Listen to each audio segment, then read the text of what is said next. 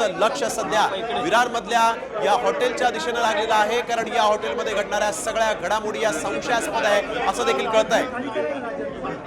या हॉटेलच्याच दुसऱ्या मजल्यावर आणि चौथ्या मजल्यावर जे कॅमेरे होते ते देखील बंद होते अशी माहिती सूत्रांनी दिलेली आहे। आणि एकीकडे विनोद तावडेंनी दावा केला आहे हॉटेलमधले पैसे वाढत असेल तर हॉटेलमधले सीसीटीव्ही तपासा, परंतु आता सीसीटीव्ही बंद होते असाही माहिती सूत्रांनी दिलेली आहे। आणि या ठिकाणी आपण बघतोय विनोद तावडे, जितेंद्र ठाकूर हे एकाच हॉटेलमध्ये गेल्या काही तासांपासून थांबलेले आहेत। विनोद तावडेंनी 5 ते 15 कोटी रुपये इथं आणले होते वाटपासाठी असा आरोप बहुजन विकास आघाडीने केला आहे आणि त्यामुळे विनोद तावडेंवर कारवाईची मागणी करण्यात आलेली आहे। तर संजय राऊतांनी भाजपचा खेळ खल्लास अशी प्रतिक्रिया दिलेली आहे। विनोद तावडे यांना इथं पाठवण्यात आलं आणि त्यांना इथं पैशांसोबत पकडवण्यात आलेला आहे, यामागे कट होता असा संशय देखील यावेळेस संजय राऊतांनी व्यक्त केलेला आहे। बहुजनांचा चेहरा आहे विनोद तावडे आणि त्यांना इथं पद्धतशीरपणे कट रचून इथं पैशांसोबत पकडण्यात आलं असं देखील संजय राऊतांनी म्हटलेलं आहे। त्यामुळे यामागे नेमकं कोण आहे याचं उत्तर देवेंद्र फडणवीसांनी द्यावं अशी मागणी यावेळेस संजय राऊतांनी केलेली आहे। उद्धव ठाकरे स्वतः 5 वाजता मातोश्रीत